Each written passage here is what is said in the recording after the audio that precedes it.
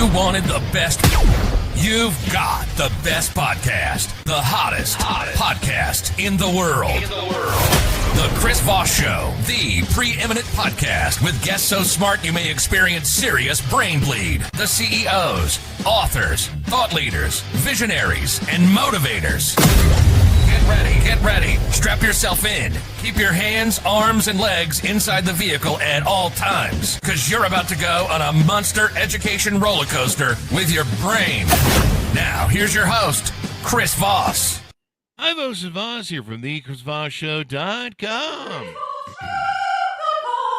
There you go, ladies and gentlemen. There are latest things that makes it official. Welcome to the show. As always, for 16 years and over 2,300 episodes, we bring you the Chris Voss Show with all the most wonderful, brilliant minds in the world. Go to goodreads.com/Chris Voss, LinkedIn.com/Chris Voss, Chris Voss 1 on the TikTokity, and all those crazy places on the internet you can find.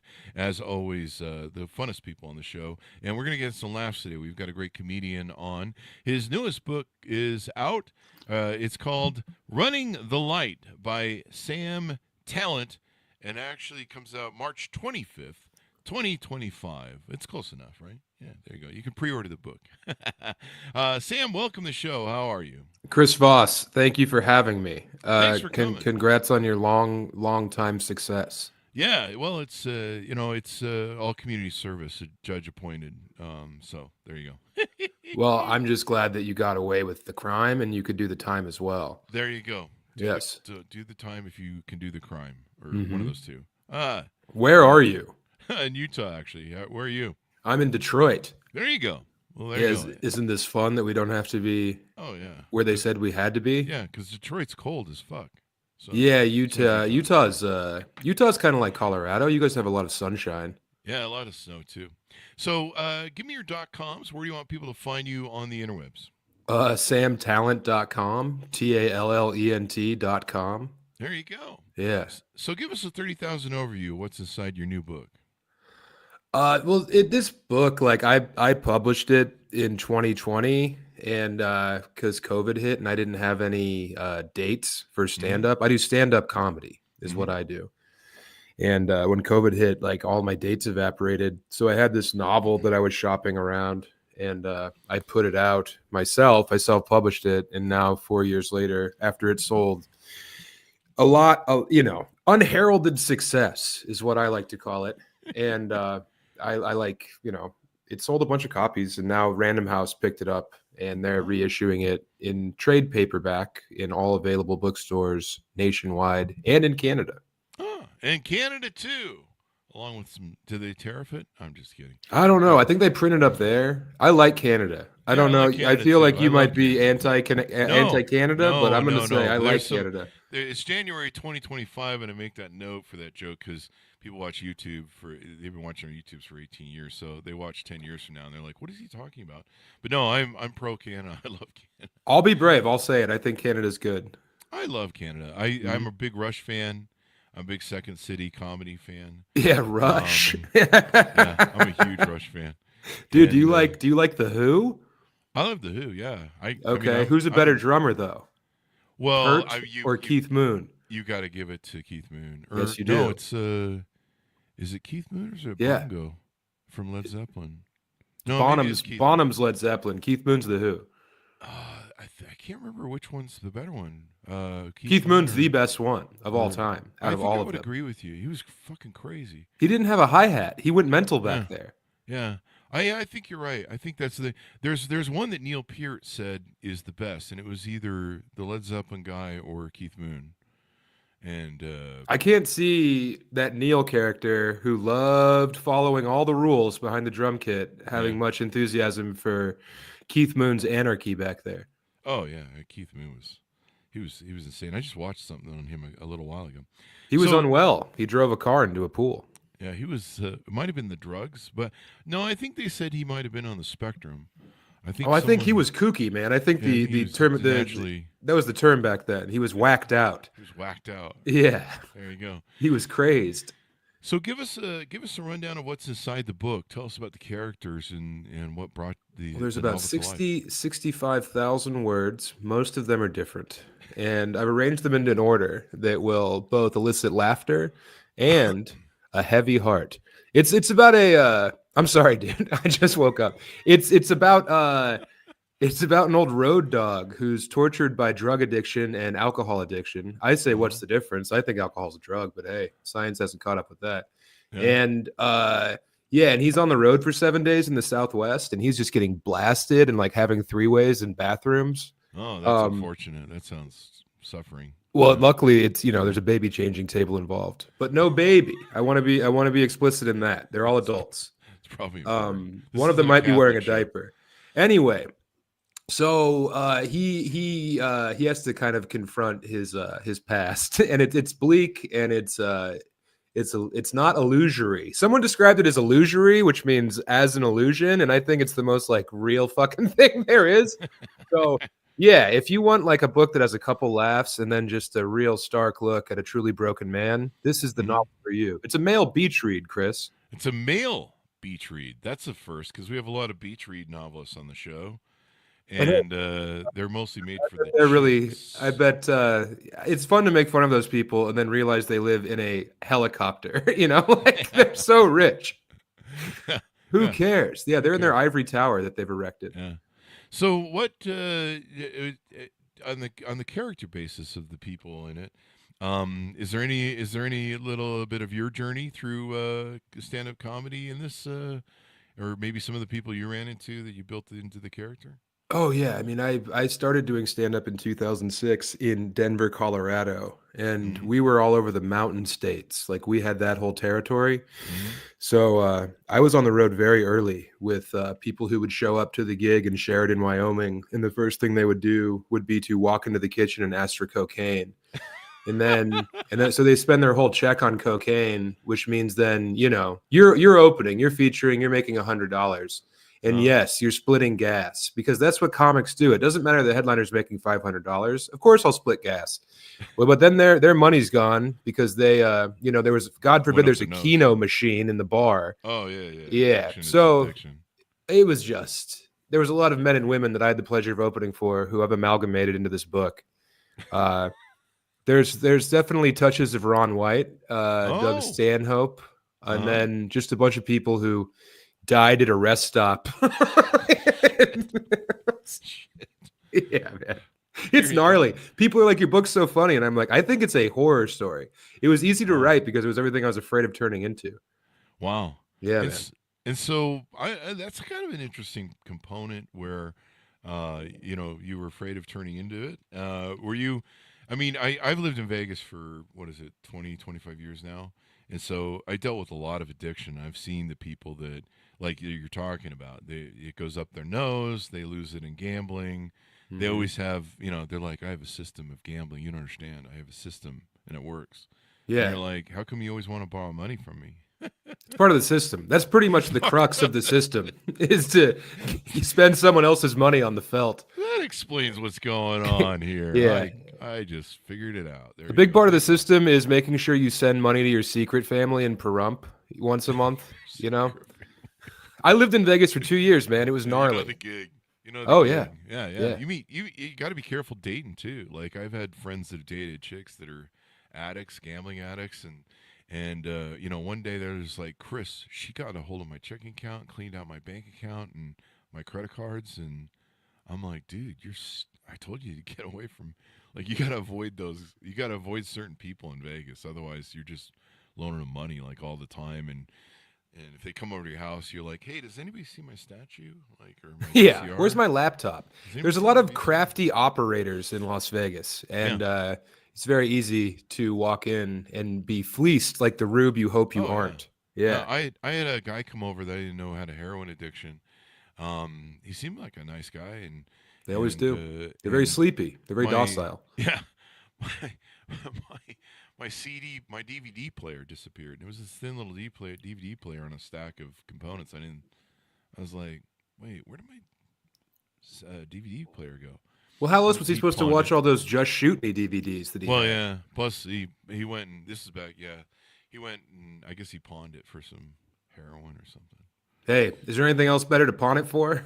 Yeah, not really, I guess. I don't know. I mean, if you're gonna go into your friend's house and rob him, you better be getting heroin with the fruits of that labor. Be getting something, Yeah. my shit. At least the copper wire remained in your walls. That's big. That's good. Yeah. Yeah. It's always that copper wire. In fact, after I moved to California for a few years, the owner was supposed to come pick up the key, and they given me such a hard time. They're like, "Are you moved yet? Are you moved yet?" I'm like, "I'm moving, but we said the end of the month, so we're fine. Like, calm the fuck down." And so I left the key in the power box. And I guess a bunch of this is during the squatter era, where we were still in the 2008, 2011, 2010 crisis of squatters everywhere. Oh, I know. I squatted a couple times myself. Oh, did you really? Oh, yeah. There you go. I squatted this morning after some coffee. Watch out. Watch out. Boss man. Yeah. And they came in, and so the squatters saw all the garbage out front because I'd moved. And I guess they either found the key in the power box or what they would do back then, because this is back when Vegas was like a ghost town after 2008 crisis. Mm-hmm. And what they do is run a wire over the top of the garage door, and they'd find the red emergency pole. Oh yeah. They pull it, and then they have access to the house. So they got in the house, and they took the what was it? They took the water heater and the oven and a few other things, but. Yeah, they took the water heater probably and I was like, why would someone steal water heater? And they go. I think they were training for a strongman competition. Yeah, probably that too. Yeah, they were but I was like, I never heard of anyone stealing a water heater, and they're like, yeah, it has copper in it, Chris. And I'm like, oh, whatever. But they squatted in the house for the idiot owner said, was giving me a hard time to get the key, and then when I finally told them that there's the key. They waited 2 weeks to go up there. In the meantime, this guy squatted the house. And they stripped everything of copper and shit. And that sounds bad, but imagine how great that 2 weeks was for that desperate drug addict. Oh yeah, that had to be. He was living high on the hog. He didn't even send me a Christmas card. God damn it. Well, see, this is not those crackheads. Anyway, so tell us about how did you get into comedy? How did you grow up? Comedians are sometimes they're solving some issues from childhood and stuff. Did you grow up with any trauma? Did you grow up with any, a lot of comedians seem to have, they kind of, they're solving problems from their past. Did you have any of that? How'd you grow up? No, I think that's like a very romantic notion that comedians put upon the audience because they want to, I think a lot of comics feel bad for the fact that they work 2 hours a day and make way too much money. So they're like, no, someone touched me at a bus station. And it's like, yeah, but you had an eyelash on your cheek. He was trying to be helpful. I had zero trauma. I mean, my dad liked a couple cold ones, Yeah. But hey, it was rural Colorado in the early 90s. Who wasn't cracking a Red Dog when they were picking their kids up from school? That's true. Yeah, you need a tall boy, Yeah. And my mom, she had some polarity issues, but I think that I got way too much love. I think everyone was just like, hey, you're the funniest little kid. Look how fat you are. My God, he's so entertaining. And then I think that I've been trying to fill up this giant jug of love that they gave me at an early age. Oh, wow. So if anything, I was touched by too many angels. Oh, well, that's unfortunate, man. I know. Well, hey, those angels have curious fingers, Do they really? I don't know. I was never molested. I want to go on record. But if I was, I'd probably have a Netflix special. So the grass is always greener. There you go. No, dude, I had no trauma. I apologize. Oh, that's unfortunate. So is that the whole journey then? That's yeah, pretty much. Anticlimactic. There's no point. Yeah. I lived in I grew up in a town of 700 people on the eastern plains of Colorado, and I was heavily involved in sports and my civic duty as a young student. I was I think maybe hallucinogens helped me want to become creative in that way because, the first time I took acid, I was at a rodeo when I was 13 years old. Dropping acid at a rodeo. Well, I knew my life was going to change forever when that clown brought me in his barrel. Anyway, so yeah, no, I had a fun time on the plains, just being a little boy and growing up. And then I moved to Denver and started stand up when I was 18, and it was it's been fruitful. I'm very grateful for it. Yeah. Well, that's awesome. That's unfortunate that you weren't scarred more as a child. And that's It'd be what- better for the clip of the show. Yeah. If you could put like, Sam Talent grew up in a spider cage and cigarettes were being put out on him all the time. That'd be Yeah. better for the 1 minute He was a engagement. deacon at some church. Anyway, We had a lot of those guys. did you? There A you lot of go. Mormons where I grew Yeah. up. Oh yeah, Mormons will do it too. Yeah. I'm pro Mormon, dude. They're fun. Pro Mormon. Yeah. Well, here's the thing about the Mormon churches in Colorado is all of the churches have a carpeted basketball court in the basement. Carpeted. Yeah, man. So when you're a little fat 11-year-old boy and you're bouncing on carpet, it's like you feel like Jumpman. It's like Oh, you're wow. Jordan, Oh, okay. Yeah. So I mean, the Mormons I knew were fun, and boy, when their daughters became 15 years old, all bets were off. Oh, that's Yeah. this sounds like my experience in Utah. You know Growing about up in it. Utah. Yeah. Yeah. I think about 50% of the women we dated had someone to touch them. Well, I'm not saying the Mormons were touching the kids. I'm just saying that their daughters were very curious to the ways of the English. The ways of the English. The ways of the thing. So, any future novels coming out? Anything else you're working on? Maybe taking maybe some of the characters in another book, or how you doing there? No, I don't want to write this guy anymore. He haunts me. But yeah, You have a book on it that haunts you for the rest of your life. yeah, I mean, I put all my great fears into one novel. God damn, dude. Yeah, but no. So Random House, they bought this book, and then they also bought my next novel, and I have to have it done by July 1st. And it's about a Oh. homosexual hitman in Paris doing one last job. One last hit job or one last blow job? I hope that he gets at least one more mouth copulation on his way Oh! out. What? Mouth copulation. Well, you said I couldn't swear, so No, yeah, but I mean, yeah, okay. You want like it's not like having Einstein on the show with you, a mouth copulation. Like I don't even Well, know it's what that was. it's so funny when you like do a clean show and they're like, okay, you can't say blowjob. So then you're like, and then I ejaculated in her mouth. And they're like, whoa. And you're like, I didn't say the phrase. It's a clever workaround. I use my vocabulary. Use your vocabulary. Yeah. And they're like, you should have just said blowjob. That would have been less horrific. That wouldn't have haunted us at night when we go to shut our eyes. But yeah, it's I want my next book to just be like I really want it to be an explosive success so then I There you can I don't know, not work 50 weekends a year doing stand-up anymore. There you go. How is stand-up these days for the business end of it, for making money and surviving and stuff? Are there too many comedians out there, or are there not enough? I there's probably enough. I don't think anyone's clamoring for more stand. I think more, teachers and nurses would probably be more beneficial. We need more nurses, that's for sure. Yeah, they should make every stand-up after 10 years do 10 minutes in front of like an independent audit. And if more than 50% of the room doesn't laugh, then they should just get like a teaching certificate. I think that should be helpful. A teaching certificate. Yeah. Well, I mean, at least the kids will be entertained. You'd think so, but the kids are. Yeah. Well, that kids. I think that right now it seems to be a bit of I'm making a lot of hay while the sun shines, but you go. it's not what you make, it's what you save. As the great Chris Benoit said. The Chris So, Benoit. yeah, he was very fiscally conservative. He was a bit more adventurous in his other walks of life. Yeah. But yeah, so I think that stand-up's in a very good place, and it's so big that it's more boutique. So like you can find the exact kind of stand-up that suits your needs. Mhm. Whereas like when I was a boy watching stand-up, it was just whatever was on the Comedy Central half hours and then Yeah. Letterman and Conan. Like it was a lot smaller and you didn't Yeah. have the internet yet. But Yeah. now that the internet's out there, like you can find like the exact kind of person that represents your sense of humor. And then you can also get on there. And if someone doesn't make you laugh, you can call them a fat homosexual as much as you want. Oh. Yeah. You should go to my YouTube, everyone. Sam Talent on YouTube, and check the comments. A lot of nice creative things being said in there. Yeah, that's YouTube. Yeah. I'm used to that after 18 years. Yeah. Oh, sure. Yeah. There's just 1,000 chimps with 1,000 typewriters, and a lot of the typewriters have 5 letters worn out.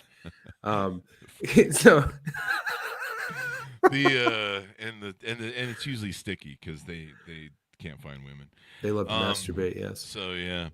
I've been on YouTube for 18 years. I love when they write me and they go, because a lot of my videos I don't show up in because I have radio face, as you can tell. I think you're quite handsome, and I think that shirt fits you well. Don't come on to me, buddy. You're not my type.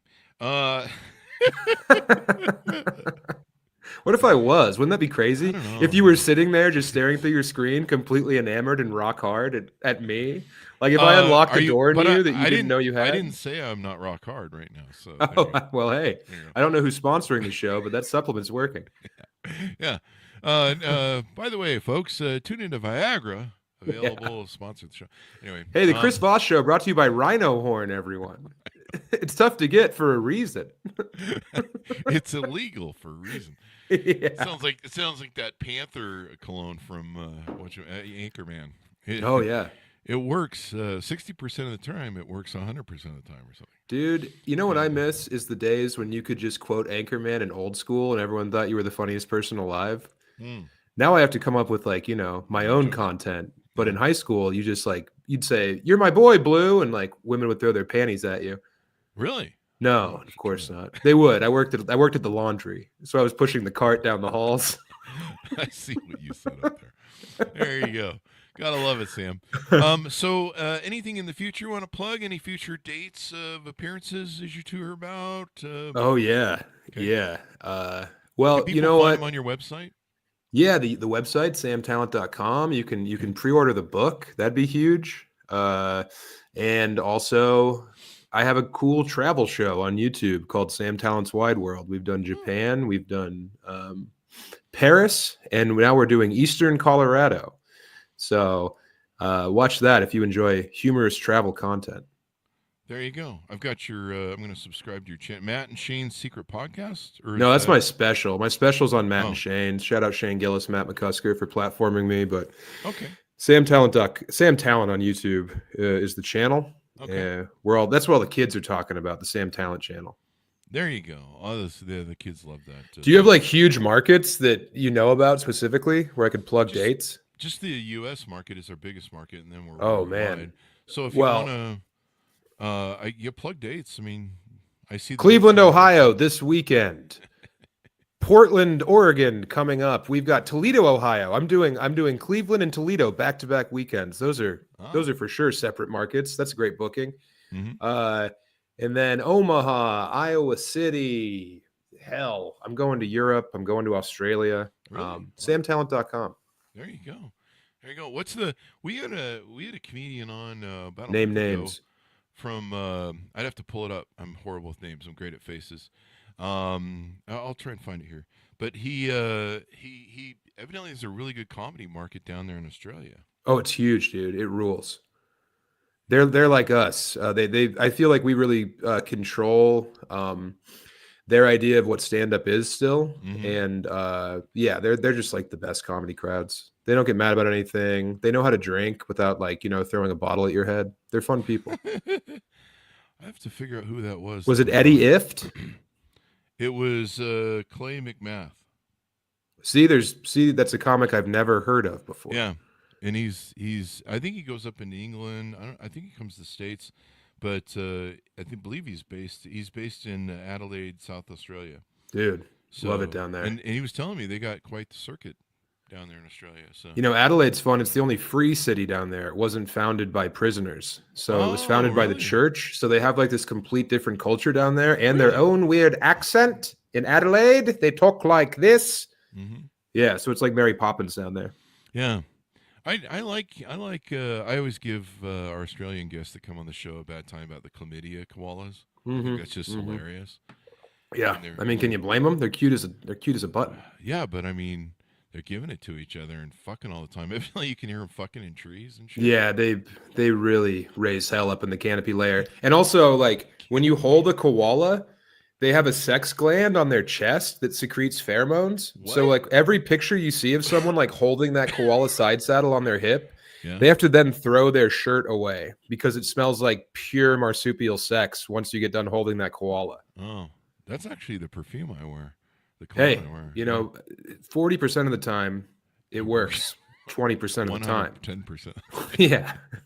And if it works on that lady, she's a freak. She's down for whatever. If she's yeah. like, "Ooh, what's that smell?" And you're Yeah. like, raw koala pheromone. I'm gonna spray that on me next time I go down to Spare Rhino. Not like they need any more encouragement. Anyway, They really are just like birds to a feeder, aren't they? yeah. Yeah, I've dated a couple. They're interesting in the bedroom. Chris, you're dating dancers? Hmm? You date dancers? Yeah, I've dated strippers.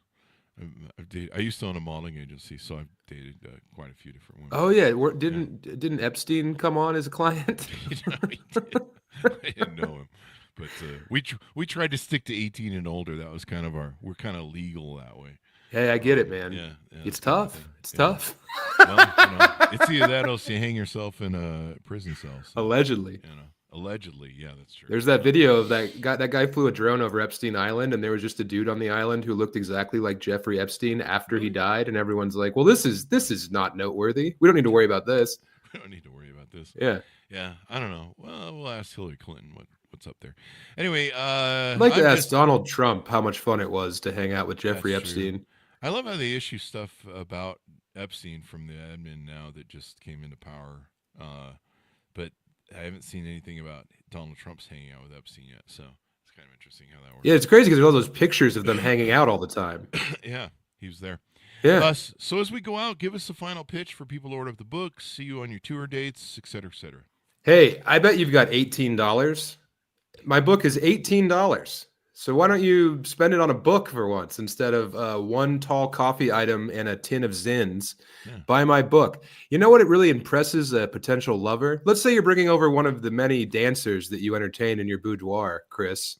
And boudoir, yeah. Yeah, you've got that one. That's amazing. Well, I know you're doing well, you know. Well, every man of means has a boudoir. Yeah.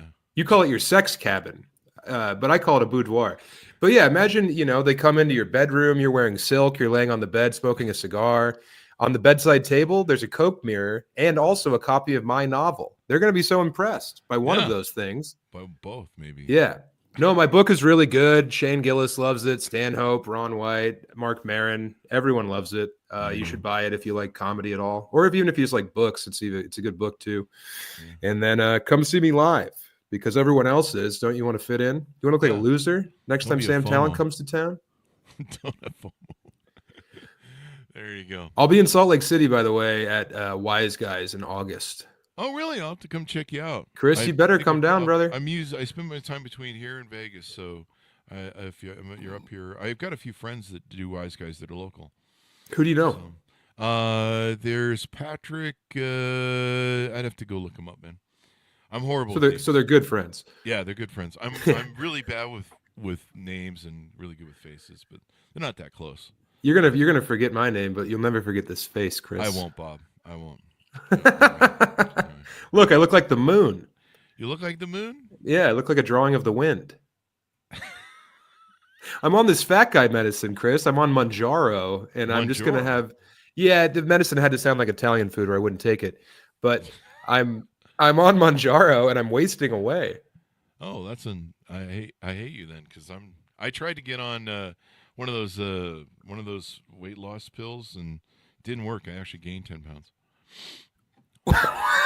You gained weight off the fat guy meds, Chris? Yeah. That sucks. Well, you got to quit hiding them in cheese. Yeah. Well, is that the problem? Chris, if you want to talk to a very competent weight loss medicine doctor, I got one. Oh, I got all my fat friends on this medicine, and we're all just dropping lbs, and our skin is like giant kites. Yeah, you're getting the what do they call that? The neck, jowl, the face. They call it Ozempic face. I think they call it because your face starts to sag. Yeah. I lost so much weight intermittent fasting, and I would start getting this little gobbledygook down here. Yeah, that's a slur, Chris. I did the intermittent fasting, and it worked while I was doing it. But then as soon as I quit doing it, my God, it flooded back. Yeah, what a rip. Anyway, thank you very much for coming to the show. You say what a rib? What a rip. Oh, rip. Nice. Yeah. I'm from Gen X, so there you go. I thought you were using wrestling lingo, and I was excited for a minute. All right. do you have a hard on? I wish. There you go, Sam. The medicine has so many side effects, Chris. I still do. All right. Well, thank you very much, Sam, for coming to the show. We really appreciate it. Thank you for having me, samtalent.com, Running the Light. Chubby Behemoth is my podcast. Sam Talent on YouTube. What's not to love? There you go. Thanks for tuning in. Go to goodreads.com/Chris Voss and all those crazy places we're on the internet. Order up Sam's book wherever fine books are sold, including Sam maybe being sold. Running the Light, a novel, out March 25th, 2025. Pre-order now. Don't Pre-order fail now. me, Voss Legion. Yeah. Like pre-order it now. Anyway, guys, thanks for tuning in. Be good to each other. Stay safe. We'll see you next time.